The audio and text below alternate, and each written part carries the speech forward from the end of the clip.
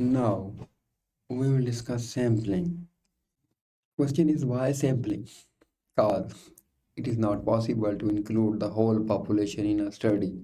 So we need to take samples. We take samples by adopting or by using some sampling techniques. In this session, we will discuss what is sampling, what are various sampling techniques, when they are used, where they are used. Then we'll solve certain scenarios, and in the end, we'll summarize the session. So let's start with definition. What is screening? This is population. What you want to talk about? We need a sampling frame. We take a sample. This is population. From population, we take a sample, but by using some sampling techniques, then we will generalize the result, or we can say that there is total population, then there is a sample. Sample is taken by using some sampling technique that can be probability, non-probability. Then sample is taken. We study the sample. We'll do assessment. Then we will generalize or apply the results on total population. Accurate sampling technique is mandatory because we need to apply the results on total population. So if the population homogeneous or population has same characteristics, any sample can be taken. For a heterogeneous population like which have children, older, young, male, female, or persons belong to different professions. This is heterogeneous population. They don't have same characteristics. All the population should don't have the same characteristics. So we will select the sample in this way. We will take a sample from every segment of the population, from every component of the population to cover the entire population. Remember, we need to cover the entire population. To cover entire population, these are the various segments. We need to take, this is segment 1, this can be segment 2, this is segment 3, this is segment 4. We need to take a sample from all the segments. What is sample? Sample, portion of whole. If the whole is 100%, we'll take 10%. Portion of whole is called sample. What is sampling? Sampling is a technique that is used to take a sample. So sample is defined as a portion of whole, and sampling is defined as a technique that is used to take this sample. There are various sampling techniques which are being used. What is sampling design process? You need to define the population. Why you need to define the population? Because the population has certain composition. We can divide the population according to age, according to gender, according to occupation, according to socioeconomic status. So we need to define our population, which segment we are taking, or what are characteristics of our population, like population of Sialkot has children, has older ones, has younger ones, has adults. It contains both male and female. Population has several occupations, like some are doctors, some are engineers, some are laborers, some are working in factories. And definitely they have different socioeconomic status. Some belong to low class, some belong to middle class, some belong to elite class. It depends which type of sample we require. What is question of our study? What is our research question? If we are doing some study in low socioeconomic status, we need to take sample from low socioeconomic status. Like in case of cervical cancer, this is common. Female of low socioeconomic status, so we take female from low socioeconomic status. Then we need to do a sampling frame. Then we will describe our sampling procedure. Different procedures are used. There are two types of sampling: probability sampling and non-probability sampling. What is meant by probability sampling? Everyone has equal chance. Non-probability sampling, everyone don't have the equal chance. And then after taking the sample, we'll do certain intervention, we'll do assessment, we'll do follow up, and we'll generate the results. These results are generalized to this population, are generalized on the total population. So this is a sampling design process. Always remember, there is a population to define, there are determinants. Why we are taking the sample, which sampling technique we are using. whether probability, non-probability. Then we'll do certain interventions, or in case of observational study, we will observe our sample. We will do follow-up. In the end, we'll generate results, and these results should be applied on entire population. That's why it is important to adopt correct sampling technique, whether probability, non-probability, depending on our scenario, our research question, depending on our situation, depending on our time, depending on our topic. Then we need to observe or intervene the sample. If sampling technique is not correct, if population selected is not correct, sample size is not appropriate, result can't be generalized, there must be errors in the result. So we'll discuss probability sampling. What is probability sampling? Everyone has equal chance of participation. Remember this. There are various types of probability sampling. Simple random sampling, stratified random sampling. Stratified means that our formed our population is divided into proportions. Then there is systemic sampling, systemic random sampling. We divide the system, we divide the gap. Then there is cluster sampling. We take a cluster and do the sampling. Like in case of different areas, we can take cluster. Like we can take clusters of tehsils of Sialkot, we can take clusters of tehsils of Punjab, we can take clusters of union councils, we can take clusters of street or mohallas or sectors. Then there is multiphasic sampling. What is meant by multiphasic? Multiphasic means sampling is done in different phases. These are the various types of probability sampling. Let's discuss them one by one. Simple random sampling. Everyone has equal chance. All the subjects of the frame are given equal probability. Probability means chance.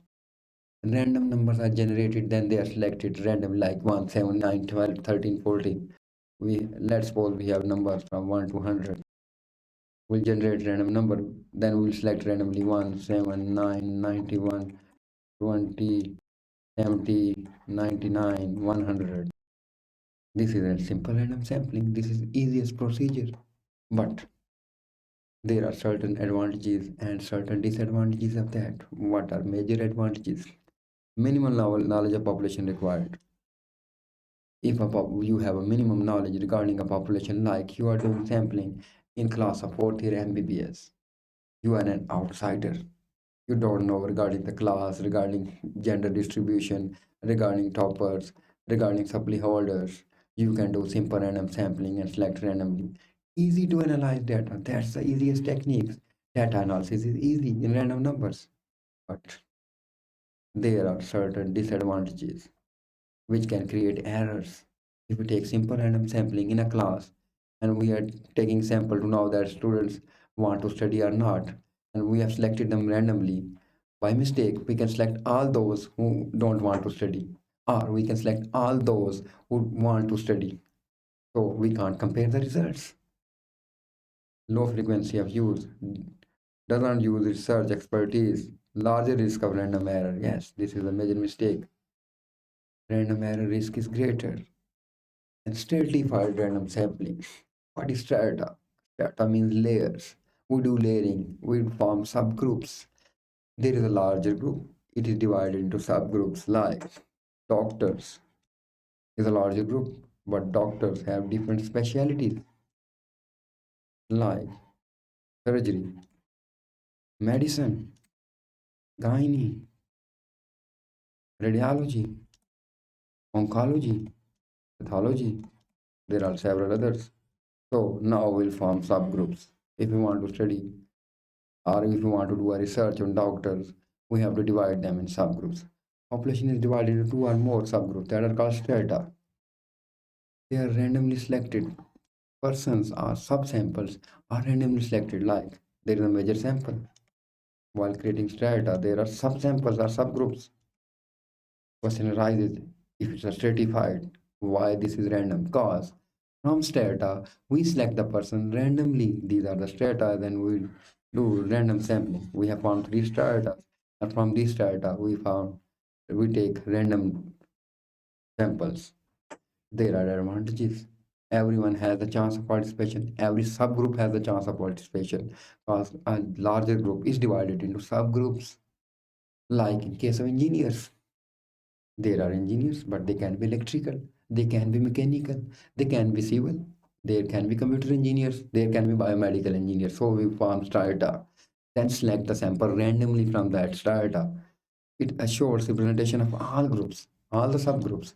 Characteristics of each stratum can be estimated and compared, and we can do comparison of each strata. Like in case of doctors, we can say that surgery doctor, those who are in surgery have greater skills, have greater writing skills than those who are in medicine, than those who are in gynae, than those who are in radiology. Or oncology people have better writing skill than pathology people. But there are certain disadvantages. Requires accurate information on proportions. Like in case of doctors, we must know what is accurate percentage of gynecologist, what is accurate percentage of medical specialist, what is accurate percentage of surgeons, oncologists, and pathologists in our population. We need accurate and exact data. We need accurate numbers, which is almost impossible. Stratified list costly to prepare. This is expensive. This is time taking. We need to make list. We take time. We take expense. What is cluster sampling?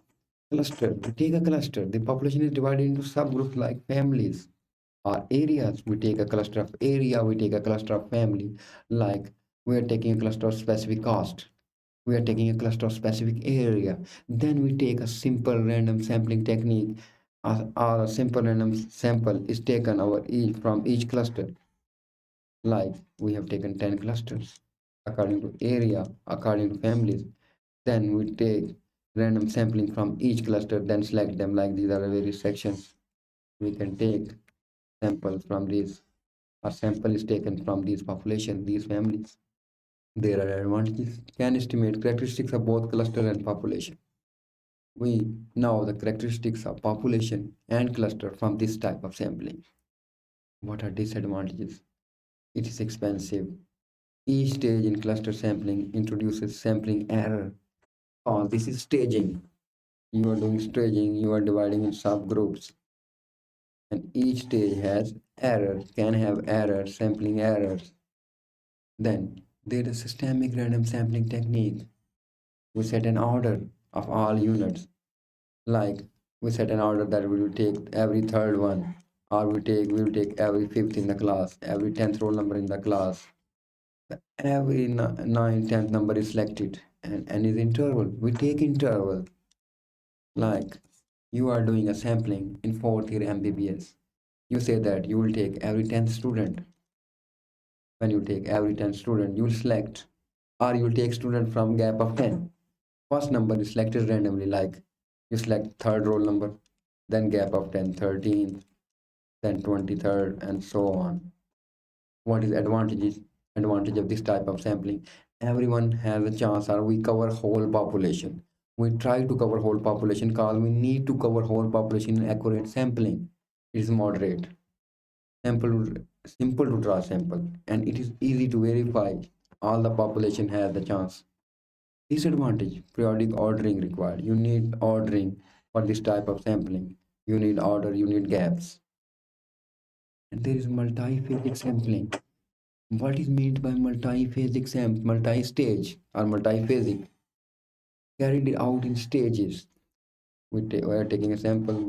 We can divide this in stages. Stage 1, 2, stage 3, and stage 4.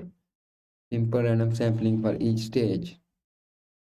There are advantages. This is accurate because a sampling which is taking a year, if you divide it in 4 stages, sampling must be accurate and it is more effective. This can be a common university MCQ, that what is more accurate sampling technique? Multi-phasing is more accurate and it is more effective. It is expensive like stratified and cluster sampling. Each stage of sampling introduces sampling error. Like cluster sampling, or there can be question that both cluster sampling and multi-phasic or multi-stage sampling draw or introduce error during every stage, cause like we said that we have divided this into 4 stages. So there are chances of error at every stage, in stage 1, stage 2, stage 3, stage 4. We need to identify this error. We need to correct these errors. So we discussed that probability sampling means that everyone has the equal chance, and there are various types of probability sampling. There is simple random sampling, there is stratified random sampling, there is cluster sampling, there is systemic random sampling, and there is multi-phasic sampling. Every sampling technique has certain advantages and disadvantages, and every sampling technique can be appropriate on different scenario, or we can say that we can use any sampling technique according to scenario, according to situation, according to our financial condition, according to our study. And what is non-probability sampling? Non-probability sampling, in probability sampling, everyone has the equal chance, but in non-probability sampling, everyone don't have the equal chance. Someone may be missing. So technique in which everyone don't have the equal chance of participation is non-probability sampling. This is the basic difference between probability sampling and non-probability sampling. In probability sampling, everyone has the equal chance, but in this type of sampling, everyone don't have the equal chance. There are various types of non-probability sampling, like accidental sampling, sampling done accidentally. How? You want to take a sample from a class. 60 students were absent. So you have to take sample from 40 students. There is quota sampling. Like you have draw a quota according to structure or size of population, that 50% males and 50% females are included. Or you can say that in our population males are predominant, so we will add 70% males in our sample and 30% male female in our sample. Judgmental sampling, based on judgment of researcher judges and draws a sampling technique. Then there is snowball sampling. Snowball sampling means confidential sampling, sampling on addicts, sampling on prostitutes, sampling on HIV patients. We do snowball sampling. We can't do probability sampling. So, and convenient sampling. There is a technique, convenient sampling. Convenient means according to our convenience. So we'll start discussing from convenient sampling or convenient sampling. It involves choosing respondents at the convenience of researchers. It is convenient, it is easy, it is very easy, it is very cheap. It is extensively used in research, especially in developing world. We use convenient sampling because we don't have the funds, we don't have the time. So we use this type of sampling. Or we use this type of sampling in student research studies. Students perform research in fourth year MBBS and they usually use convenient sampling technique because time is limited. Disadvantages: variability and bias can't be measured or controlled. There is bias, there is error, there is variability, like uh, experimental variability, bias, selection bias. They can't be measured and they can't be corrected or controlled. Projecting data beyond sample, data is not justified. And there is restriction of generalization because we know that we generalize the result of sample on whole population. If we're using this technique, which is convenient, we can't even generalize the results. Like, let's take an example.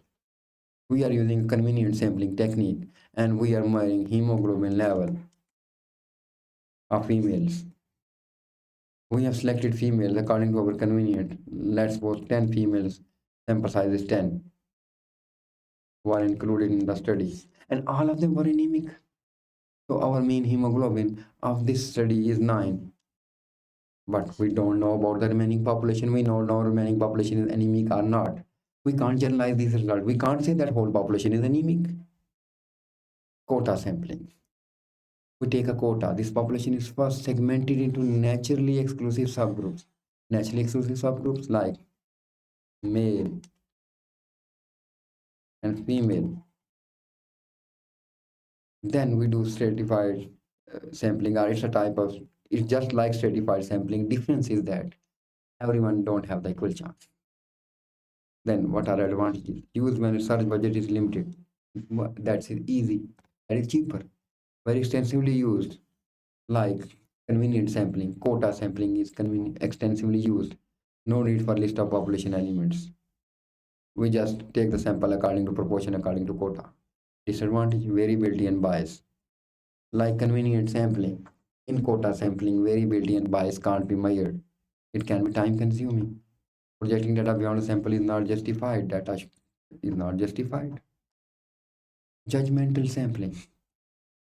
Researcher who is expert employs his or her own expert judgment about sample. Judgment of regarding sample. He says that majority are male, or this disease is common in males. We should include males.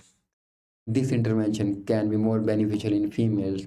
Let's take female in our research study. Or these person, they are bedridden. There is no need to include these. We are taking a sample from diabetic patients. Some are bedridden, some are attending OPD, some are admitted. Researcher judges that there is no need to add bedridden or terminal cases. This is judgmental sampling. There is an assurance of quality response. Meet the specific objective. This can be the MCQ. Which sampling technique meets the specific objective? Judgmental sampling meet the specific objective of our study. Bias, selection of sampling error. Error can be anywhere. Bias, selection error, sample error, variability error. They can be in any non-probability sampling technique. Time consuming process. Convenient sampling is not time consuming process, but judgmental sampling, quota sampling, they are time consuming process. Now we will discuss a very important sampling technique, snowball sampling. Remember, this is confidential sampling. Confidential. The researcher starts with a key person and introduces the next one, becomes a chain. It's a propagated type of sampling. Like we have taken one person with addict. We can meet second one through this person. Then we can meet third one through this person. Then we can meet fourth one through this person. Our sample size increases after meeting or after interviewing or after investigating one person. We reach towards next person from first, then from second to third, then from third to fourth, then from fourth to fifth. This is an investigation, like in crime investigation. When we catch one criminal, it leads to another criminal. In this case, when we catch one addict, one HIV patient, one prostitute, we reach towards other and like a snowball. Snowball is formed. And this is done in addicts, in prostitutes, in HIV patients. Confidentiality is the main thing. If you are given a scenario that you want to do sampling in drug addicts or in prostitutes, which sampling technique is most appropriate? Your answer should be snowball sampling because you don't know all the addicts, all the prostitutes. One leads towards other. What are major advantages? It is low cost. Expenses are low. Useful in specific circumstances. Yes. Specific circumstances. For locating, you can use this word location. You locate the cases in rare populations. Disadvantage, non-independent. This is dependent. And presenting data beyond the sample is not justified like all other non-convenient and non-probability sampling techniques. So we have discussed non-probability sampling techniques. What were the various types? Convenient sampling, quota sampling, judgmental sampling, snowball sampling. But there are few other types like purposive sampling. Let's discuss purposive sampling. What is purposive sampling? Where it is done? It is done for a specific purpose. Like in various research studies, like in case control study, we want to investigate cases and control. This is a specific purpose. So in case control study, we use purposive sampling. In randomized control trial, we use purposive sampling. This is based on predetermined idea. Remember predetermined idea, like number of females using family planning services, number of children using EPA services. Study, we take cases of lung cancer or cases of esophageal cancer and controls. In a randomized control trial, we want specific intervention like we are giving antihypertensive drugs, we are giving anti-diabetic drugs, we are testing some vaccine. There is a purpose, there is a predetermined idea.